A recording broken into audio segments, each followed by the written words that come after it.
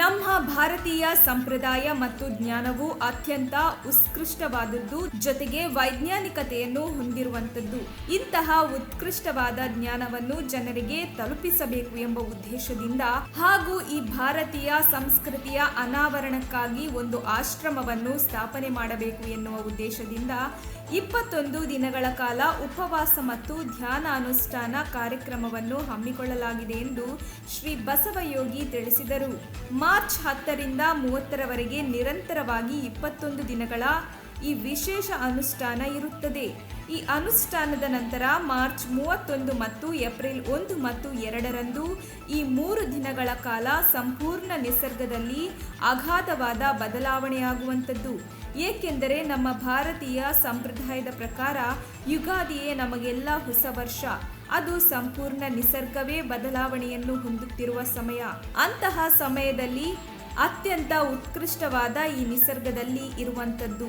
ಹೀಗಾಗಿ ಈ 3 ದಿನಗಳ ಕಾಲ ತುಮಕೂರು ಜಿಲ್ಲೆಯ ಸಿದ್ಧರ ಬೆಟ್ಟದ ನಾಡಿನಲ್ಲಿ ಗುಹೆಯಲ್ಲಿ ತಪಸ್ಸು ಧ್ಯಾನವನ್ನು ಈ ನಾಡಿಗಾಗಿ, ಲೋಕ ಕಲ್ಯಾಣಕ್ಕಾಗಿ, ಈ ನಾಡಿಗೆ ಮಳೆ ಬೆಳೆ ಸಮೃದ್ಧವಾಗಿ ಸರ್ವ ಜನಾಂಗದವರು ಶಾಂತಿಯಿಂದ ಬದುಕನ್ನು ಸಾಗಿಸಲಿ ಎನ್ನುವ ಉದ್ದೇಶದಿಂದ ಈ ಅನುಷ್ಠಾನ ಮತ್ತು ಧ್ಯಾನವನ್ನು ಮಾಡುತ್ತಿದ್ದೇವೆ ಎಂದು ತಿಳಿಸಿದರು. ಈ 3 ದಿನಗಳ ಕಾಲ ಗುಹೆಯನ್ನು ಪ್ರವೇಶ ಮಾಡಿ 3 ದಿನಗಳ ನಂತರ ಗುರುಗಳು ಭಕ್ತರಿಗೆ ದರ್ಶನ ನೀಡುವಂತಹದ್ದಾಗಿದೆ. ನಂತರ ಆ 3 ದಿನಗಳ ಕಾಲದಲ್ಲಿ ಆ ಗುಹೆಯಲ್ಲಿ ಧ್ಯಾನದಲ್ಲಿ ಪಡೆದ ಜ್ಞಾನವನ್ನು ನಾಡಿನ ಎಲ್ಲ ಜನರಿಗೆ ಹಂಚುವ ಸದುದ್ದೇಶವನ್ನು ನಾವು ಹೊಂದಿದ್ದೇವೆ. ಈ ಕಾರಣ ತಾವೆಲ್ಲರೂ ಈ 21 ದಿನಗಳ ಅನುಷ್ಠಾನ ಮತ್ತು 3 ದಿನಗಳ ಧ್ಯಾನ ಪ್ರಕ್ರಿಯೆಯಲ್ಲಿ ತಾವುಗಳೆಲ್ಲರೂ ಕೈ ಜೋಡಿಸಿ ಈ ಒಂದು ಜ್ಞಾನವನ್ನು, ನಮ್ಮ ಭಾರತೀಯ ಸಂಪ್ರದಾಯದ ಸಂಸ್ಕೃತಿಯ ಜ್ಞಾನವನ್ನು ಪಸರಿಸಲು ನಮ್ಮೊಂದಿಗೆ ಕೈ ಜೋಡಿಸಿ ಎಂದು ಅವರು ಮನವಿ ಮಾಡಿಕೊಂಡರು.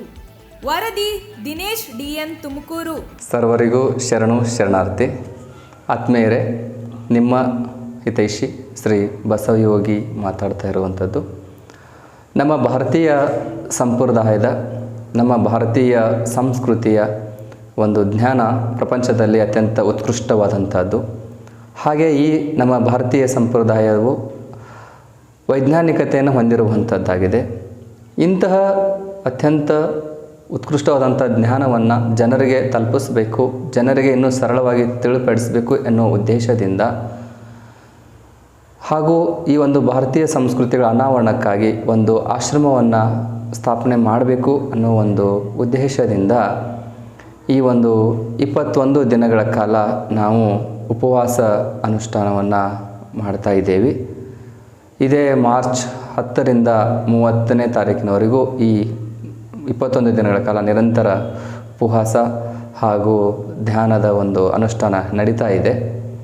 ಈ ಒಂದು ಅನುಷ್ಠಾನದ ನಂತರ ಮಾರ್ಚ್ 31, ಏಪ್ರಿಲ್ 1, 2 ಈ 3 ದಿನಗಳ ಕಾಲ ನಿಸರ್ಗದಲ್ಲಿಯೇ ಬದಲಾವಣೆ ಆಗುವಂತಹ ದಿನಗಳು. ಯಾಕಂದರೆ ನಮ್ಮ ಭಾರತೀಯ ಸಂಪ್ರದಾಯದ ಪ್ರಕಾರ ಯುಗಾದಿ ಹಬ್ಬ, ಯುಗಾದಿಯೇ ನಮಗೆಲ್ಲ ಹೊಸ ವರ್ಷ.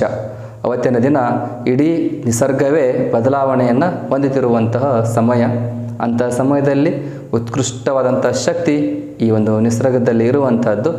ಹೀಗಾಗಿ ಈ 3 ದಿನಗಳ ಕಾಲ ನಾವು ತುಮಕೂರು ಜಿಲ್ಲೆಯ ಸಿದ್ಧರ ಬೆಟ್ಟದ ನಾಡಿನಲ್ಲಿ ಗುಹೆಯಲ್ಲಿ ತಪಸ್ಸನ್ನು, ಧ್ಯಾನವನ್ನು ಮಾಡಲಿಕ್ಕೆ ಹೋಗ್ತಾ ಇದ್ದೇವೆ. ಯಾಕೆ ಈ ಅನುಷ್ಠಾನ ಮಾಡ್ತಾ ಇರೋದು ಅಂತಂತಂದರೆ, ಲೋಕ ಕಲ್ಯಾಣಕ್ಕಾಗಿ, ಈ ನಾಡಿಗೆ ಮಳೆ ಬೆಳೆ ಸಮೃದ್ಧಿ ಆಗಲಿ ಅಂತ, ಸರ್ವ ಜನಾಂಗದವರು ಶಾಂತಿಯಿಂದ ಬದುಕಲಿ ಅನ್ನೋ ಉದ್ದೇಶದಿಂದ ಈ ಒಂದು ಅನುಷ್ಠಾನ ಮತ್ತು ಧ್ಯಾನವನ್ನು ಮಾಡ್ತಾ ಇರುವಂಥದ್ದು. ಹೀಗಾಗಿ ಈ 3 ದಿನಗಳ ಕಾಲ ಗುಹೆಯನ್ನು ಪ್ರವೇಶ ಮಾಡಿ 3 ದಿನಗಳ ನಂತರ ನಾವು ಭಕ್ತರಿಗೆ ದರ್ಶನವನ್ನು ನೀಡುವಂಥದ್ದಾಗಿದೆ.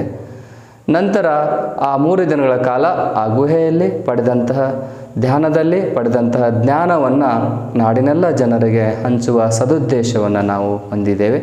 ಕಾರಣ ತಾವೆಲ್ಲರೂ ಈ ನಮ್ಮ ಅನುಷ್ಠಾನ ಮತ್ತು ಧ್ಯಾನದ ಪ್ರಕ್ರಿಯೆಗಳಿಗೆ ಕೈ ಜೋಡಿಸಿ ಈ ಒಂದು ಜ್ಞಾನವನ್ನು, ನಮ್ಮ ಭಾರತೀಯ ಸಂಪ್ರದಾಯದ ಸಂಸ್ಕೃತಿಯ ಜ್ಞಾನವನ್ನು ಪಸರಿಸಲು ನಮ್ಮೊಂದಿಗೆ ನೀವೆಲ್ಲರೂ ಕೈ ಜೋಡಿಸಿ ಅಂತ ಕೇಳ್ಕೊಳ್ತಾ ನಿಮ್ಮೆಲ್ಲರ ಅಂತರಂಗದ ದಿವ್ಯ ಚೇತನಕ್ಕೆ ಶರಣು ಶರಣಾರ್ಥಿ.